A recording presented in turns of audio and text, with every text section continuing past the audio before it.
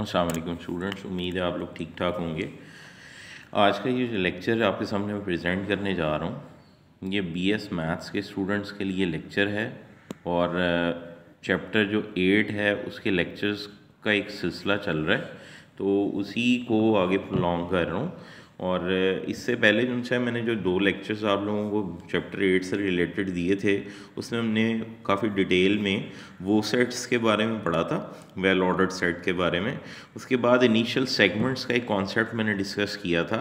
Initial segment के बारे में एक छोटी सी बात रिपीट करके तो आगे चलते हैं कि अगर ये कोई ऑर्डर्ड सेट है, जिसे पो सेट भी कहते हैं, और ये वो सेट की क्वालिटी भी रखता है। वेल ऑर्डर्ड सेट की क्वालिटी क्या थी कि हर नॉन एम्प्टी सबसेट ऑफ ए जो है उसका जो लीस्ट एलिमेंट है वो मस्ट एग्जिस्ट करता हो, तो फिर उस सेट को बेटा बोलते हैं वो सेट। अब उस वो सेट का एक इनिशियल सेगमेंट, उसके किसी एलिमेंट ए का इनिशियल सेगमेंट लिखने का तरीका बताया था आप लोगों को कि वो एलिमेंट्स ए के आते हैं जो कि स्ट्रिक्टली प्रोसीड करते हैं इस एलिमेंट ए को, यानी उससे पहले एग्जिस्ट करते हैं, उससे पीछे होते हैं। वो एलिमेंट्स जो उनसे हैं उनको कहते हैं, उनके सेट को या उनकी कलेक्शन को कहते हैं इनिशियल सेगमेंट ऑफ ए। अब ये बातें अपने ज़हन में रख कर तो हम लोग लेक्चर की तरफ आ रहे हैं, स्टार्ट लेते हैं। सबसे पहले आज हम लोगों ने पढ़ना है ऑर्डिनल नंबर क्या होता है जी।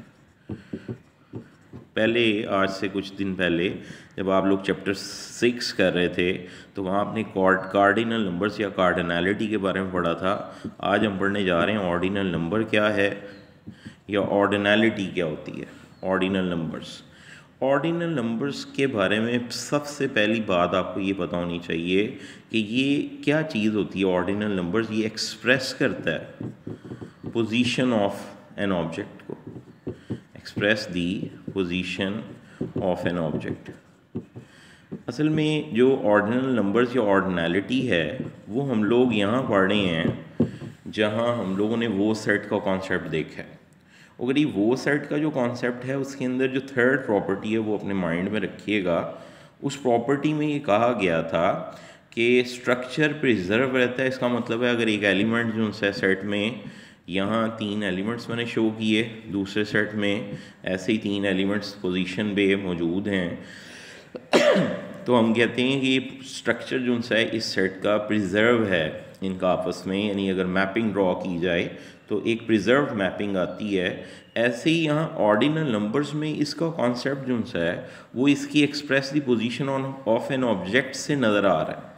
मतलब ये कि अगर मेरे पास एक सेट है जिसके अंदर सिर्फ एक एलिमेंट है, तो इसका एक एलिमेंट जस्ट एक इसी पोजीशन पे आ सकता है जहाँ ये मौजूद है। इसका मतलब है इसकी जो ऑर्डिनल नंबर है इस सेट का वो जस्ट 1 है। इसका मतलब फाइनाइट सेट्स के केस में ऑर्डिनल नंबर या ऑर्डिनैलिटी सिमिलरली रोल प्ले करती है जैसे कार्डिनल नंबर्स या कार्डिनैलिटी के अंदर आप लोगों ने देखा था।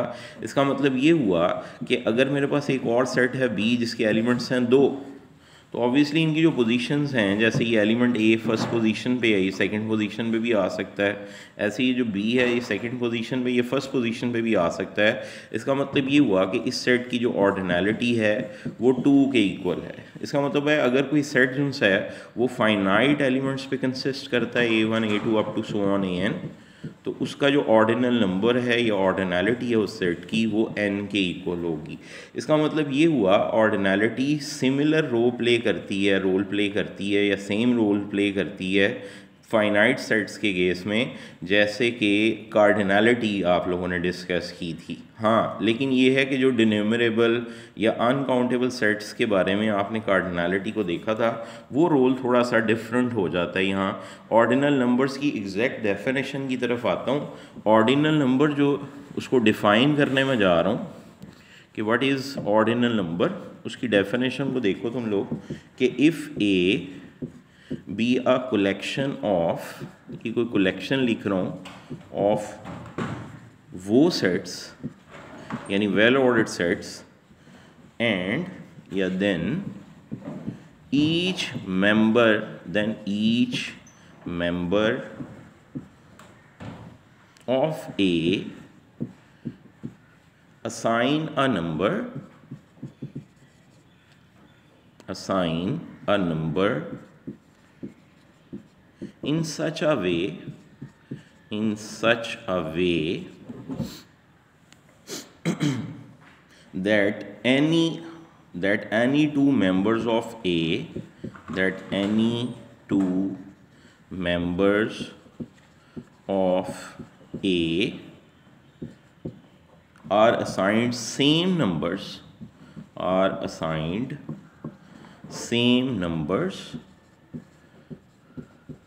if both are similar, तो यहाँ तक लिखने के बाद मैं एक दफ़ा आप लोगों को जितना मैंने ये बात लिखी है उसको एक्सप्लेन करना चाह रहा हूँ कि देखें, बात ये है कि ये सारी डेफिनेशन सिंपली ये एक्सप्रेस कर रही है कि अगर आप लोगों के पास कोई से दो सेट्स हैं जो कि आपस में सिमिलर हैं तो उनका ऑर्डिनल नंबर सेम होगा। अगर आप लोगों को याद हो तो कार्डिनैलिटी में हमने देखा था दो इक्विपोटेंट सेट्स लिखे जा सकते हैं अगर दो सेट्स इक्विपोटेंट हैं या इक्विवेलेंट जिसे आप लोग बोलते हो। अगर दो सेट्स जो से इक्विपोटेंट हैं तो फिर उनका कार्डिनल नंबर सेम होता था। यहाँ थोड़ा सा डिफरेंट हो गया काम कि अगर एक सेट दूसरे के सिमिलर है, यानी बाइजेक्टिव मैपिंग की और ऑर्डर प्रिजर्विंग की कंडीशन रखने वाली मैपिंग इन दोनों के दरमियान अगर एग्जिस्ट करती है तो इसका मतलब ये है कि इनका ऑर्डिनल नंबर सेम होगा, ऑर्डिनैलिटी सेम होगी, यानी ordinal number of P and ordinal number of Q should be same. Then the assigned number is called ordinal number of each set। ये लास्ट लाइन थी इस डेफिनेशन की। Then the assigned number is called ordinal number of the set, is called ordinal number of each set, तो ये इसकी definition है कि अगर हमारे पास एक कलेक्शन ऑफ वो सेट्स है और उसके कोई से भी दो मेंबर्स जो से हैं अगर वो आपस में सिमिलर हैं तो उनको एक जैसा नंबर असाइन किया जाएगा और वो नंबर जो है उनकी सिमिलैरिटी के बेस पे असाइन होगा और वो नंबर उन सेट्स का ऑर्डिनल नंबर कहलाएगा। और मैंने आपको ये बता दिया है कि फाइनाइट सेट्स के केस में ऑर्डिनैलिटी उसी तरह का रोल प्ले करेगी जैसे कि आप लोगों ने कार्डिनैलिटी के अंदर डिस्कस किया था, लेकिन सिमिलैरिटी के केस में या ऑर्डिनल नंबर के केस में अगर कोई सेट P के सिमिलर होगा, यानी P जो है उसको क्या बोलते हैं, वो पॉजिटिव इंटीजर्स का सेट है, उसकी ऑर्डिनैलिटी नोट की शक्ल में बता रहा हूँ। ऑर्डिनैलिटी ऑफ जो P होगी उसको ओमेगा या W आप कह लें उससे रिप्रेजेंट किया जाएगा। अगर दो सेट्स की ऑर्डिनैलिटी ऑफ A अल्फ़ा है और ऑर्डिनैलिटी ऑफ B बीटा है, देन अल्फ़ा बीटा के बराबर उस वक्त होगा जब A and B should be similar. तो दो सेट्स अगर सिमिलर होंगे तो उनकी ऑर्डिनैलिटी सेम होगी।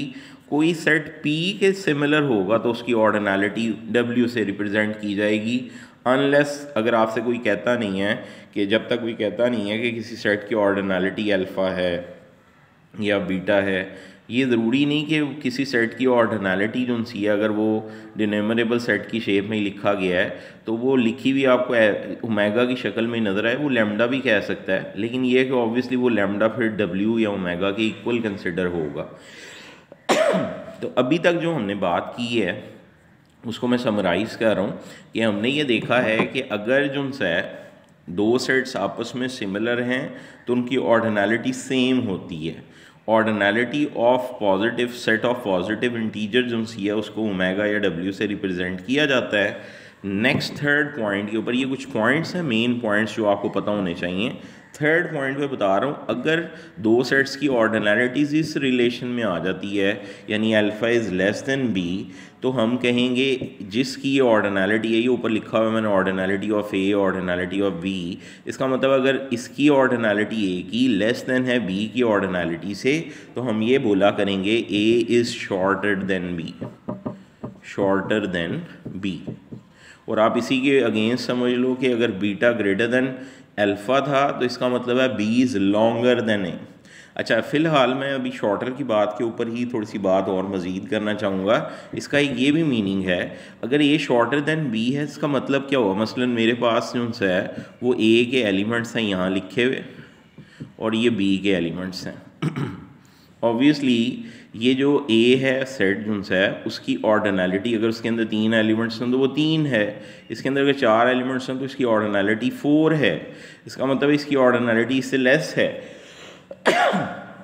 लेकिन गौर से देखो तो स्ट्रक्चर के मुताबिक आप एक सिमिलर या सिमिलरिटी मैपिंग ड्रॉ कर सकते हो इस सेट बी के किसी इनिशियल सेगमेंट के अलॉन्ग। इसका मतलब ए अगर उसकी ऑर्डिनलिटी लेस देन बी हो, यानी ए शॉर्टर देन बी हो, तो हम ये भी कह सकते हैं कि A is similar to initial segment of B.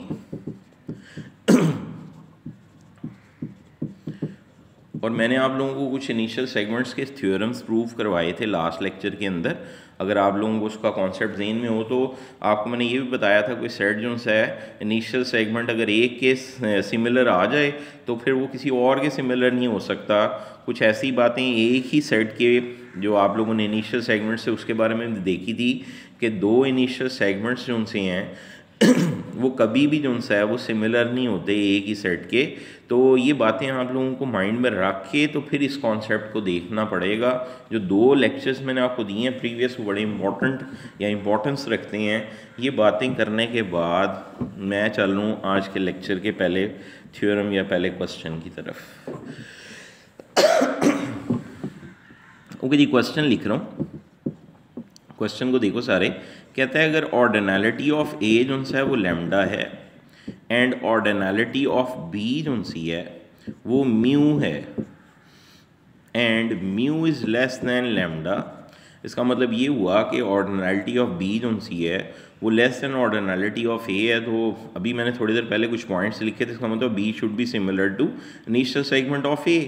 तो आगे वो लाइन क्या कह रहा है, then there exist a unique initial segment. तो ये भी साथ ही मैंने बात वैसे आप लोगों को बता दी थी कि एक ही इनिशियल सेगमेंट के सिमिलर हो सकता है ये, वो अब यहाँ प्रूफ के लिए भी कह रहा है। तो आपकी बुक में मौजूद है क्वेश्चन, मैं इस वजह से सॉल्व करवा रहा हूँ। There exist a unique initial segment S A of A such that mu is equal to ordinality of S of A. तो इसका मतलब क्या है, ये म्यू एक्चुअल में ऑर्डिनलिटी ऑफ बी है। तो वो कह रहा है बी जो है वो सिमिलर सिर्फ एस ए के ही होगा। यूनिक का मतलब ये हुआ कि और कोई इनिशियल सेगमेंट नहीं मिल सकता। तो इस बात को प्रूफ कर देते हैं। सॉरी कहता है कि स्टार्ट लेते हैं, लेट ए एंड बी 2 वो सेट्स। यहाँ से स्टार्ट ले लिया। ज़ाहिर है क्वेश्चन के अंदर उसने ए और बी का जिक्र किया है और ज़ाहिर वो सेट्स होना तो शर्त है। ऑर्डिनलिटीज़ तो आप लोग बाद में देखेंगे। पहली बात तो यह है कि ए जो है या बी दोनों जो से हैं वो सेट्स हैं, कलेक्शन ऑफ वो सेट्स में से ही लिए गए सेट्स हैं, तभी तो उनकी सिमिलरिटी देखी जा सकती है, ऑर्डर प्रिजर्विंग की बातें होंगी। लेट ए एंड बी 2 वो sets such that ordinality of A is equal to lambda and ordinality of b is equal to mu and mu is less than lambda। तो points में कुछ मैंने लिखवाए थे भी जो उसके मुताबिक अगर म्यू लेस देन लैम्डा तो इसका मतलब B should be similar to S A belongs to capital A. इसका मतलब बी जो है वो सिमिलर होगा ए के किसी इनिशियल सेगमेंट के। और इसका मतलब है अगर ये दोनों सिमिलर हैं तो ऑर्डिनलिटी ऑफ बी जो है वो should be equal to ordinality of S of A. और ऑर्डिनलिटी ऑफ बी जो है बेटा उसको हम लोगों ने रिप्रेजेंट किया था म्यू से। इसका मतलब mu should be equal to ordinality of S of A. अच्छा, ये बात तो हमने दिखा दी, लेकिन ये है कि अभी यूनिकनेस रहती है प्रूफ करना। जैसे एस ए के इसको इक्वल प्रूफ किया, ऐसे सपोज कर लेते हैं कि कोई और इनिशियल सेगमेंट भी मौजूद है ए का कि म्यू उसके इक्वल भी है। टू प्रूव दी यूनिकनेस ऐसे आपने चलना है। यूनिकनेस को प्रूव करने के लिए कैसे स्टार्ट लोगे, लेट म्यू जो है वो बेटा बराबर है ordinality of S A one is equal to ordinality of S A two या एस ए के बराबर प्रूव किया हुआ, तो ऑब्वियसली फिर एक एस ए ले लो और एक एस ए वन ले लो। तो एक एस ए के ऑर्डिनलिटी के बराबर है म्यू, यानी ऑर्डिनलिटी ऑफ बी, और एक एस ए वन के, फिर ए वन जो है वो कैपिटल ए से बिलोंग कर रहा है। अच्छा, इसका मतलब है कि ये दोनों फिर इक्वल हैं, और अगर ऑर्डिनलिटीज़ इक्वल हों सेट्स की तो इसका मतलब ये होता है कि वो सिमिलर हैं। अब यहाँ जाके आप लोगों ने वो प्रीवियस थ्योरम का कॉन्सेप्ट यूज़ करना है। लाइन में रीज़न यहाँ नहीं लिख रहा, आप खुद लिखिएगा, वर्डिंग में बोल रहा हूँ। लेक्चर को ध्यान से सुना भी करें और फिर नोट डाउन भी किया करो स्टूडेंट्स। अगर ये दोनों सिमिलर आ गए हैं तो ये इम्पॉसिबल है। वजह, two initial segments of A cosets can of A वो set can not be similar. एक ही वो सेट के दो इनिशियल सेगमेंट कभी सिमिलर नहीं हो सकते। अगर ये सिमिलर लिखा हुआ आ गए हैं तो ये सिर्फ एक ही सूरत में पॉसिबल है, जब A is equal to A one होगा। यहाँ लाइन जो लिखनी थी रीज़न के तौर पर मैंने बताई है, आपने लिखनी है, but two initial segments of A वो set can not be similar, लिहाजा A is equal to A one. और अगर ए और ए वन बराबर है तो फिर ऑर्डिनलिटी ऑफ एस ए और ordinality of S A one should be equal. और यही यूनिकनेस का प्रूफ है कि ये दोनों कोई डिफरेंट नहीं है, बल्कि ये दोनों सेम ही इनिशियल सेगमेंट्स हैं। इसका मतलब ये हुआ म्यू सिर्फ एक ही इनिशियल सेगमेंट के इक्वल हो सकता है, यानी ऑर्डिनलिटी ऑफ बी जो सी है वो सिर्फ एक ही इनिशियल सेगमेंट की ऑर्डिनलिटी के इक्वल होगी।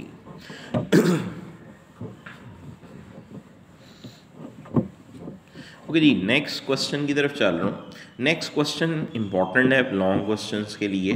कहता है, लिखता क्या है सवाल के अंदर, क्वेश्चन के अंदर कहता है लैम्डा अगर ऑर्डिनलिटी ऑफ ए है एंड लेट एस लैम्डा, इस स्मॉल एस से मैंने रिप्रेजेंट किया, S lambda is the set of all ordinals less than lambda, then prove ये करना है ordinality of S lambda should be equal to lambda. अच्छा, ये लैम्डा क्या है एक्चुअल में, मैं आपको सिर्फ बताने के लिए यहाँ वर्ड लिख रहा हूँ, ऑर्डिनलिटी ऑफ ए। अच्छा, इसका मीनिंग क्या है?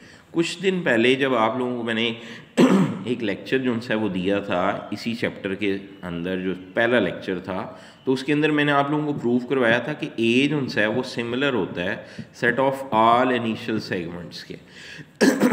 अब यहाँ जो उसने वर्ड्स बताए हैं, मैं वर्ड्स को एक्सप्लेन कर रहा हूँ, उसके इन वर्ड्स का मतलब क्या है। उसने कहा है कि तमाम वो सेट ऑफ ऑल ऑर्डिनल्स जो कि लेस देन लैम्डा हैं, इसका मतलब ये हुआ कि जितने भी इनिशियल सेगमेंट्स हैं, जाहिर है लेस देन उन्हीं की ऑर्डिनलिटी ए से लेस आएगी, उन सब की कलेक्शन। देखो, एक ही तो वो थे इनिशियल सेगमेंट्स की कलेक्शन, एक है इन हर इनिशियल सेगमेंट का कोई ऑर्डिनल नंबर होगा, उसकी ये कलेक्शन है एस लैम्डा। इसका मतलब है एक्चुअल में ये एस लैम्डा कोई सेट नहीं है, बल्कि यानी ये कोई सेट्स की कलेक्शन नहीं है, बल्कि ये एक्चुअल में ऑर्डिनल नंबर्स की कलेक्शन का सेट है। उसको प्रूफ करके दिखाना है। और वो कौन से ऑर्डिनल नंबर्स हैं? जो इसी सेट ऑफ इनिशियल सेगमेंट्स के मेंबर्स के ऑर्डिनल नंबर्स हैं। तो इसका मतलब ये हुआ कि इसका मतलब ये हुआ कि अगर आप लोगों ने ये प्रूव करना है कि ordinality of S lambda is equal to lambda है, तो एक्चुअल में आप लोगों को इस कॉन्सेप्ट से चलना पड़ेगा, इस रीज़न को देखते हुए कि हम लोगों को पता है ए सिमिलर होता है एस ए के, इसका मतलब इन दोनों की ऑर्डिनलिटी सेम है।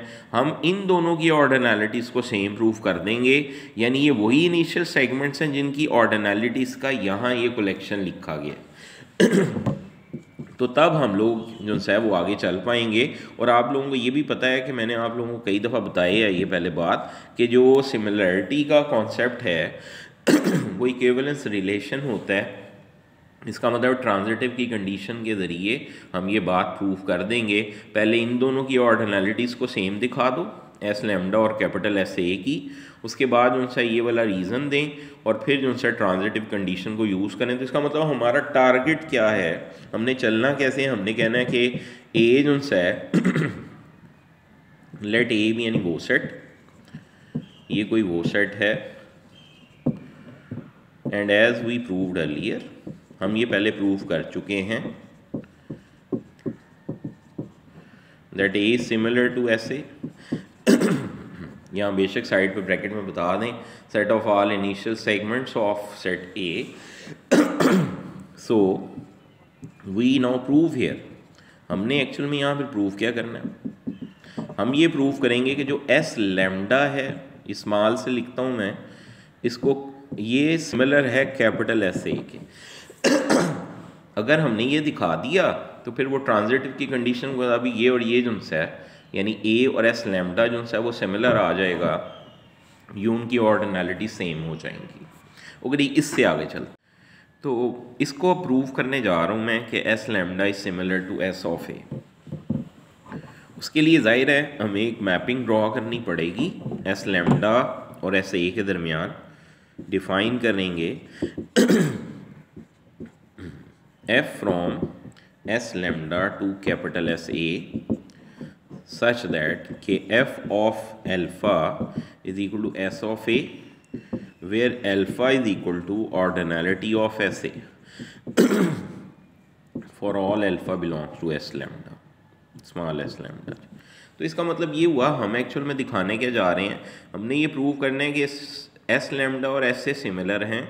उसके लिए मैपिंग ड्रॉ की, ऑब्वियसली ये ऑर्डिनैलिटीज़ का सेट है, तो बताया कि इसका हर मेंबर ऑर्डिनैलिटीज़ को रिप्रेजेंट करना है इनिशियल सेगमेंट की, और ये इनिशियल सेगमेंट्स की कलेक्शन का सेट है, तो इसीलिए आंसर जो है एस ए के इक्वल आया। वैसे बेटा सब ये तो ऑब्वियस है, इस मैपिंग की शेप से पता लग रहा है कि हर जो आपके पास इनिशियल सेगमेंट होगा उसके अगेंस्ट कोई ना कोई तो उसका ऑर्डिनल नंबर आएगा ही। इसका मतलब ये मैपिंग ऑन टू भी होगी ऑन टू होगी, और 1 1 के लिए भी ऑब्वियसली हर जो नंबर है आपके पास उसके अगेंस्ट एक इनिशियल सेगमेंट होगा। ऐसा नहीं हो सकता कि इनिशियल सेगमेंट्स जो हैं दो, उनका आपस में इक्वालिटी की शेप में यानी सिमिलैरिटी की शेप में आंसर आ जाए, क्योंकि मैं आप लोगों को ये प्रूफ करवा चुका हूँ। ऑब्वियस बात है, अगर एस ए और एस बी जो हैं दो इनिशियल सेगमेंट हैं तो एस ए में वो एलिमेंट्स आएंगे जो ए से पीछे हैं, और एस बी में वो एलिमेंट्स आएंगे जो बी से पीछे हैं, तो ऑब्वियसली कभी इक्वल तो नहीं हो सकते। इसका मतलब है ये 1 1 की मैपिंग भी होगी, ऑन टू की भी होगी, और ऑर्डर प्रिजर्विंग भी होगा। लेकिन मैं इसको पूरा प्रॉपरली प्रूफ लिख के दिखा रहा हूँ कि आपने इसको प्रूफ कैसे करना है। सबसे पहले एफ इज़ 1 to 1 वाली बात। तो ऑब्वियसली 1 to 1 दिखाने के लिए हमने अल्फ़ा और बीटा दो जो उनसे मेंबर्स ले लिए एस लैम्डा में से। अच्छा, अब ये अल्फ़ा क्या है, अल्फ़ा जो उनसे है वो ऑर्डिनैलिटी ऑफ एस ए कह लिया, और बीटा क्या है, ordinality of S of B. अच्छा, सच दैट कि F of alpha is equal to F of beta.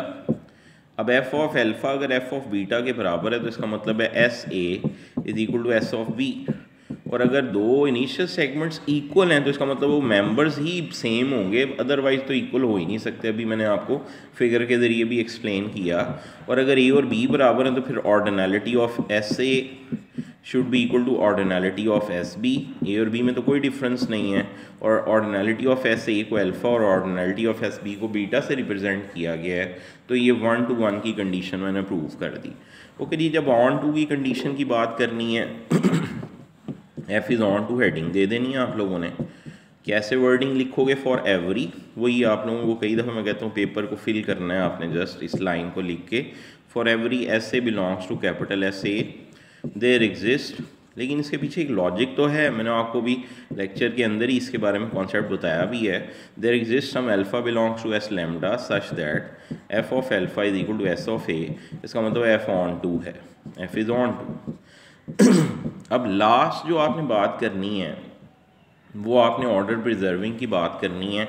Order preserving की जो कंडीशन है वो कई दफ़ा आप लोगों को पहले भी मैंने बताई है कि अगर दो एलिमेंट्स के दरमियान ये या दो सेट्स के दरमियान अगर ये स्केचिंग को देखना है कि ऑर्डर प्रिजर्विंग है, तो x1 और x2 दो एलिमेंट्स लिए अगर वो जो उनसे हैं आप इस कंडीशन में लिखे हुए प्रोसीड की कंडीशन में x1 प्रोसीड x2, तो fx1 should also proceed fx2, यानी दूसरे सेट में भी f अप्लाई करने के बाद उस एलिमेंट्स की कंडीशंस आपस में ऐसे ही रहेंगी। तो फिर हम कहते हैं कि स्ट्रक्चर जो है वो ऑर्डर प्रिजर्विंग है। अब f is order preserving heading they the. Order preserving को चेक करना है तो फिर उसी तरह स्टार्ट लेना पड़ेगा इसके दो मेंबर्स एस लैम्डा के। तो लेट कर लिया अल्फ़ा बीटा जो से हैं वो दो मेंबर्स हैं एस लैम्डा के, सच दैट कि बेटा alpha is less then beta. अब सोचो अल्फ़ा अगर लेस दैन बीटा है, तो अभी मैंने इस ऑर्डिनैलिटी का लेक्चर शुरू करते हुए आपको कुछ पॉइंट्स नोट में लिखवाए हैं। अगर अल्फ़ा लेस दैन बीटा है तो इसका मतलब ये हुआ कि ये जो ऑर्डिनैलिटीज़ हैं यानी एस ए और एस बी की जो यहाँ एस ए लिखा हुआ है, तो मैं यहाँ बता रहा हूँ कि एक अल्फ़ा जो है ऑर्डिनैलिटी ऑफ एस ए ली गई है और बीटा बेटा लिया गया था ऑर्डिनैलिटी ऑफ एस बी। तो अगर ये इससे लेस है तो इसका मतलब है S A should be subset of S B. अब ये ऑर्डिनैलिटीज़ जो सी हैं वो इनिशियल सेगमेंट्स की हैं, उनके ऊपर चलें बात मैं यहाँ से एक्सप्लेन कर रहा हूँ कि अगर अल्फ़ा लेस देन बीटा है तो ऑब्वियस बात है कि जो इनिशियल सेगमेंट ए का होगा यानी एस ए वो सबसेट होगा एस ऑफ बी का। और अगर इस कंडीशन में ये लिखा गया है और ये ऑब्वियसली ये दोनों जो से हैं वो बीइंग द सबसेट्स ऑफ वो सेट्स, एस ए और एस बी सबसेट्स तो हैं किसके, ए के, और ए वो सेट है। और हमने स्टार्ट के लेक्चर्स में इस चैप्टर के अंदर देखा था एवरी सबसेट ऑफ ए वो सेट इज़ अ वो सेट। लिहाजा S A and S B, ये लाइन आप खुद लिखिएगा नीचे इसी लाइन के, because S A and S B are subsets of वो सेट्स तो आल्सो आर वो सेट्स। और अगर एक वो सेट जिनसे है वो सबसेट है दूसरे वो सेट के, तो ऑब्वियसली उसकी जो ऑर्डिनैलिटीज़ है वो लेस दैन दूसरी और दूसरे सेट की ऑर्डिनैलिटी की होगी। यही मैंने पॉइंट्स में नोट में भी लिखा था। और इसका मतलब ये हुआ अगर अल्फ़ा लेस दैन बीटा है तो F of alpha is also less than F of beta.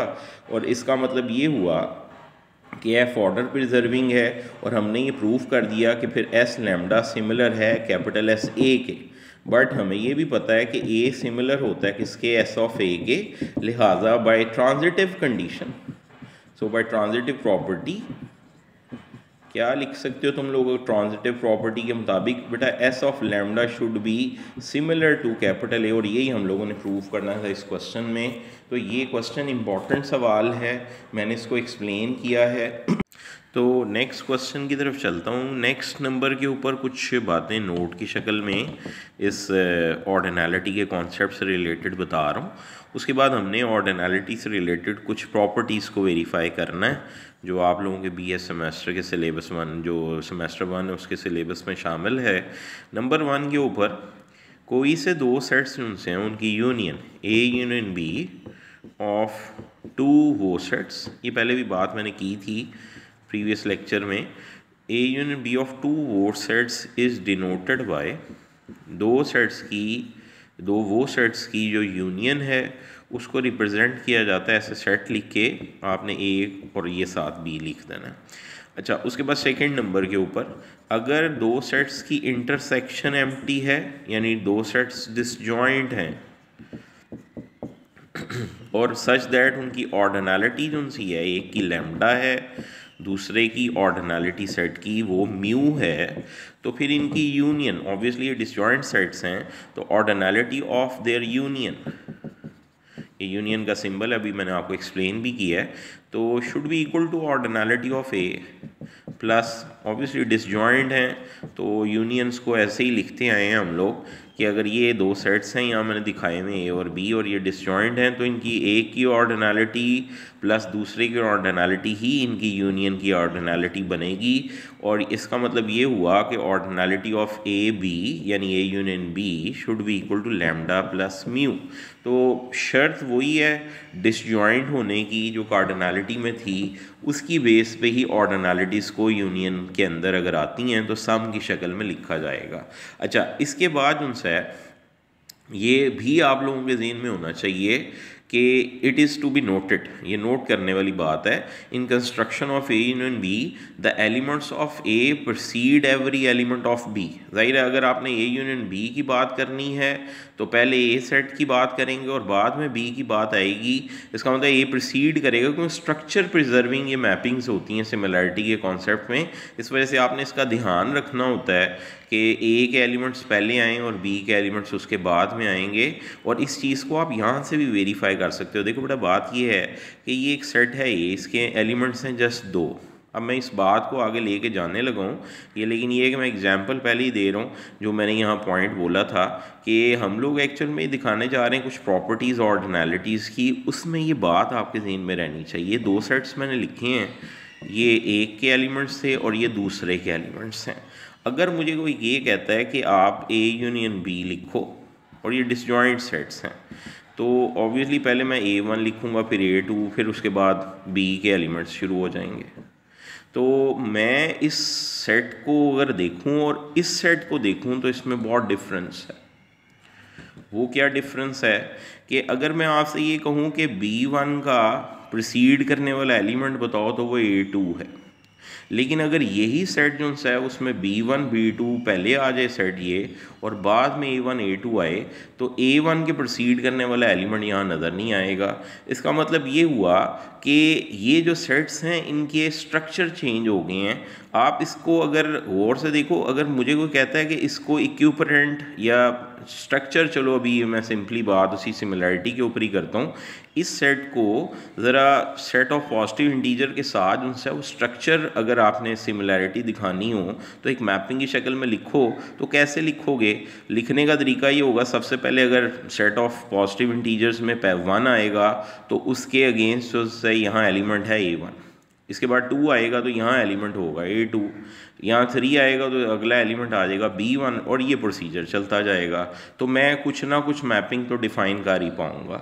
लेकिन अगर यही A यूनियन B की बजाय B यूनियन A आ जाता तो फिर मैं क्या करूँगा? फिर मैं ये करूँगा कि स्टार्ट लूँगा तो पहले लिखूँगा B1 B2 B3 so on, ये इसके साथ मैप, ये इसके साथ आगे वाले एलिमेंट्स जो से हैं वो आगे वाले एलिमेंट्स के साथ मैप हो जाएंगे। लेकिन कौन सा एलिमेंट यहाँ मैं देखूँगा जो इसके साथ मैप हो रहा होगा, या कौन सा एलिमेंट जो से इसके साथ मैप हो रहा होगा, ये आप डिफ़ाइन नहीं कर सकते। इसका मतलब ये है स्ट्रक्चर प्रिजर्विंग मैपिंग्स में ये चीज़ बहुत अहमियत की हामिल है कि आपने ध्यान रखना है A यूनियन B जो लिख रहे हो उसमें मैंने लफ्ज़ लिखा बोला था, ये कहीं नोट कर लो। It is to be noted in construction of A union B the elements of A should precede every element of B। और अब ये जो बात मैं कह रहा था कि आप ये मैपिंग ही डिफ़ाइन नहीं कर पाएंगे B यूनियन A वाली, इसको हम ऑर्डिनैलिटी की प्रॉपर्टीज़ में देखते हैं ताकि आपको ज़्यादा बेहतर भी बात समझ आ सके। तो क्वेश्चन की तरफ आ रहा हूँ कि सबसे पहले नंबर पे मैं ये प्रूव करने लगा हूँ, prove that addition is not commutative. Addition commutative नहीं होती, addition is not commutative among the ordinals, among the ordinals. अच्छा, अब ये जो मैंने यहाँ लिखा है इसको एक और शेप में यूं भी पूछा जा सकता है, prove that n plus omega is not equal to omega plus n। और ये ओमेगा आप लोगों को बताया था, फेमिलियर हो जाओ अब इससे, कि ये ऑर्डिनल नंबर है सेट ऑफ पॉजिटिव इंटीजर का या उन तमाम सेट्स का जो कि सेट ऑफ पॉजिटिव नंबर्स के सिमिलर हैं। तो हमने अब यही प्रूव करना है कि ये दोनों साइड्स आपस में इक्वल नहीं है। और ये मैंने फाइनाइट सेट को ही ले लिया है जिसकी ऑर्डिनैलिटी n है। तो ये अगर ये इंग्लिश में वर्डिंग देता है क्वेश्चन या इस तरह देता है, आप इसी वे से प्रूफ करिएगा जिस तरह मैं यहाँ बता रहा हूँ, वो बड़ा आसान हो जाता है उस प्रूफ को समझाना। कि A अगर एक सेट मैंने ले लिया, उसके एलिमेंट्स हैं n तक, तो ऑब्वियसली उसकी जो ऑर्डिनैलिटी है A सेट की बेटा वो n है। अच्छा, दूसरा सेट मैंने B लिया, उसके एलिमेंट्स हैं B1 B2 सो ऑन। इसका मतलब है ऑर्डिनैलिटी ऑफ जो B है वो ओमेगा के बराबर है। अच्छा, उसके बाद सीधी सी बात है, अगर B की जो सिमिलर B को गौर से देखो तो वो सिमिलर होगा सेट ऑफ पॉजिटिव इंटीजर के, इसलिए उसकी ऑर्डिनैलिटी मैंने W या ओमेगा से रिप्रेजेंट की है और ऑर्डिनैलिटी ऑफ A को n से रिप्रेजेंट किया। अब यहाँ वही बात मैं करने जा रहा हूँ कि अगर मैं A यूनियन B लिखता तो वो ये होती A1 A2 so on AN, और उसके बाद फिर आ जाता B1 फिर B2 एंड सो ऑन। अब मैं सबसे पहले नंबर पे एक मैपिंग दिखाना चाह रहा हूँ सेट ऑफ पॉजिटिव इंटीजर से A यूनियन B पे। अच्छा, वो मैपिंग किस तरह दिखाओगे? अभी मैंने उसके बारे में बहरहाल आपसे बात भी की थी, मैं यहाँ वही पहले लिख लूँ और फिर आप लोगों को एक्सप्लेन दोबारा कर देता हूँ कि ये मैपिंग कैसे आएगी। कि अगर x जो है वो 1 से लेकर n तक, i मैंने उसका नाम रख लिया, i 1 से n तक है, अगर i 1 से n तक वाला कोई नंबर होगा, पॉजिटिव इंटीजर होगा p के अंदर, तो उसका आंसर ai के बराबर होगा। जाहिर है अगर 1 आएगा तो A1 एलिमेंट, अभी मैंने इसकी मैपिंग दिखाई थी, मैं यहाँ दोबारा दिखा देता हूँ तुम लोगों को कि P से A यूनियन B जो है उसकी मैपिंग को कैसे डिफ़ाइन करना है तुम लोगों ने, A1 A2 so on AN, और फिर आगे चलेंगे तो B1 B2 और ये प्रोसीजर चलेगा, और यहाँ आएगा N और फिर ये प्रोसीजर N+1 और ऑनवर्ड सो ऑन ऐसे ही चलता जाएगा। इसका मतलब है जो सा अगर यहाँ 1 आएगा, ऑब्वियसली जब यहाँ x जो सा 1 के बराबर होगा तो आंसर A1 होगा, 2 होगा तो A2 होगा, और n होगा तो फिर ऑब्वियसली AN होगा। उससे आगे चलेंगे तो इसका मतलब ये हुआ कि x अगर n+k के बराबर होगा तो आंसर BK आएगा, where k belongs to positive integers. तो आप चेक कर सकते हो, एक a की जगह 1 लगाओगे तो बेटा n+1 वाला एलिमेंट आ जाएगा, और ऑब्वियसली उस तरफ B1 आ जाएगा, ऐसे ही B2 आएगा, B3 और ऑनवर्ड सो ऑन चलते जाएंगे। इसको बैठ के पूरा प्रूफ करने की ज़रूरत नहीं है कि ये सिमिलैरिटी मैपिंग है। आप चेक करना चाहिए कि असाइनमेंट दे रहा हूँ आप लोगों को, पे क्वेश्चन के अंदर शो करने की ज़रूरत नहीं। आप कह सकते हैं similar one, we can easily check that these two sets are similar, यानी we can easily show that P is similar to A union B। अब इसको शो ना करना, लेकिन मैं फिर भी कहता हूँ कि जो स्टूडेंट्स कॉन्सेप्ट कॉन्शियस होते हैं उनके लिए कह रहा हूँ कि वो ये चीज़ चेक किया करो कि अब मैंने इतनी दफ़ा आप लोगों को सिमिलैरिटी मैपिंग्स को प्रूव करके दिखाया सेट्स के दरमियान, तो इसकी सिमिलैरिटी मैपिंग आप देखें, मैंने डिफ़ाइन तो कर दिए हिस्सों में डिफ़ाइन किए हुए कई प्रूफ मैंने आपको समझाए हैं इकोपोटेंट सेट्स के अंदर भी। तो वही दो हिस्से इकोपोटेंट का ही एक काम जो सा वो दोबारा यहाँ पूछा जा रहा है, यानी 1 1 और ऑन 2 सिमिलैरिटी मैपिंग में ही आप लोगों ने थोड़ा सा काम करना होगा। तो एक दफ़ा इसको चेक करिएगा, बहरहाल यहाँ आपने आंसर इसी तरह दे देना है। इसका मतलब अगर P इसके सिमिलर है तो इसका मतलब क्या हुआ, इसका मतलब ये हुआ अगर P इसके सिमिलर है तो इसका मतलब ये हुआ कि ऑर्डिनैलिटी ऑफ जो P है वो इक्वल होगी ordinality of A union B के, A यूनियन B, और A और B चूँकि डिसजॉइंट सेट्स हैं तो वो फिर बराबर होगी ordinality of A plus ordinality of B के, और ऑर्डिनैलिटी ऑफ A जो सब n थी, B की ऑर्डिनैलिटी W या ओमेगा थी, और इसकी ऑर्डिनैलिटी ही यही होती है। इसका मतलब है एक हिस्सा मैंने दिखा दिया, जब n प्लस W लिया था तो आंसर W के ही बराबर आ गया। नाउ इफ़ वी टेक, अब वो बात आ रही है जो मैंने मैपिंग में कहा था कि ऐसा नहीं हो सकता, अगर B यूनियन A लें तो बेटा उसका सेट की शेप आएगी B1 B2 सो ऑन, फिर आगे आएगा A1, यानी इसका एंड नहीं हुआ, B1 B2 सो ऑन चलते जा रहे हैं, A1 A2 so on AN। अब आप लोग इसको चेक कर सकते हो कि जो P set of positive integer है उसके लिए यहाँ 1 मिलेगा, उसके लिए यहाँ 2 मिलेगा, और ये प्रोसीजर चलता जाएगा।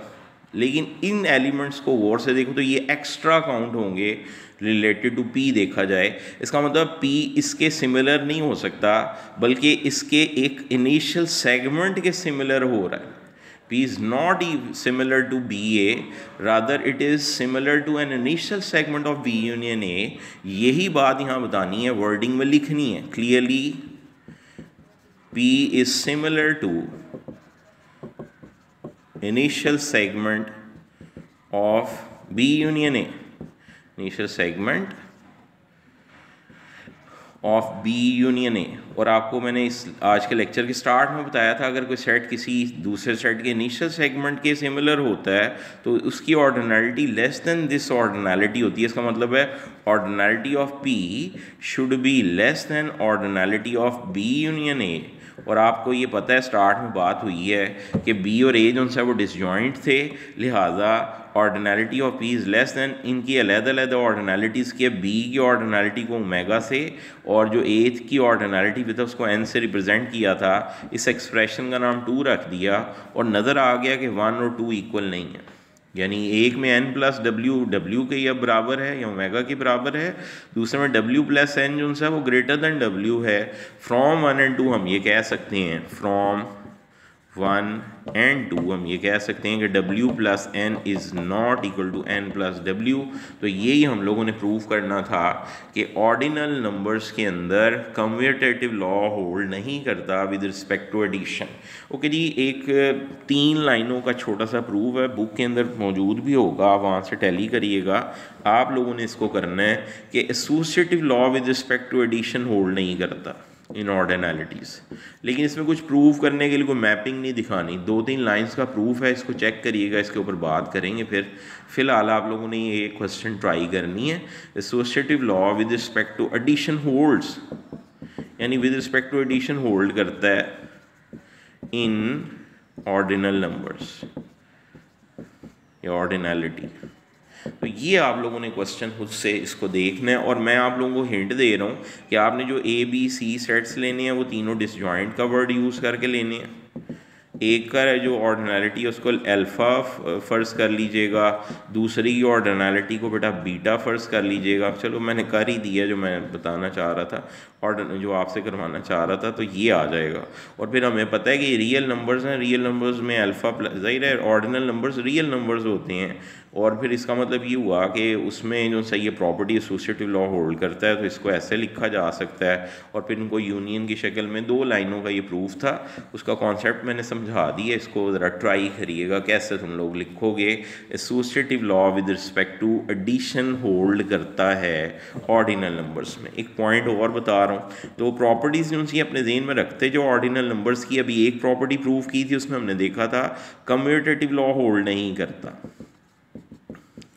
फिर दूसरी प्रॉपर्टी ने देखा एसोसिएटिव लॉ होल्ड करता है। अच्छा जी, उसके बाद उनसे कुछ पॉइंट मैं यहाँ लिख रहा हूँ, एसोसिएटिव लॉ होल्ड करता है जी, एसोसिएटिव लॉ होल्ड करता है। तो अब जो पॉइंट यहाँ लिख रहा हूँ तीसरे नंबर पे, with respect to addition hold करता है जी। अच्छा, तीसरे नंबर पे जो बात बता रहा हूँ ये है कि हमें पता है कि ए और जो फाई है वो उसकी इंटरसेक्शन एम्प्टी सेट की वो एम्प्टी सेट ही आती है। और एम्प्टी सेट जो होता है, अगर आपसे कोई इसकी ऑर्डिनैलिटी पूछे तो इसके अंदर एलिमेंट तो है नहीं उसकी जिसकी पोजीशन एक्सप्लेन की जा सके, तो इसकी ऑर्डिनैलिटी 0 है। तो ये दोनों डिसजॉइंट है, तभी इनकी इंटरसेक्शन एम्प्टी है। तो फिर इनकी यूनियन को जो लिखा हुआ यूनियन आपके पास होती है, हमें पता है यूनियन फाई को लिख सकते हैं ए, या फाई यूनियन ए को लिख सकते हैं जो ए के बराबर। तो ऑर्डिनैलिटी इनकी देखोगे तो फिर वो ऑर्डिनैलिटी ऑफ ए के बराबर is equal to ordinality of phi union A. तो ये मैंने यहाँ लिखा है कि ऑर्डिनैलिटी जो सी एस की वो आपके पास है ए यूनियन फाई, फिर ऑर्डिनैलिटी ऑफ ए, फिर ordinality of phi union A. तो इसका मतलब क्या हुआ? इसका मतलब ये हुआ कि और इनको लहदा ज़ाहिर डिसजॉइंट सेट्स हैं, इसकी ऑर्डिनैलिटी फ़र्ज कर ली अल्फ़ा।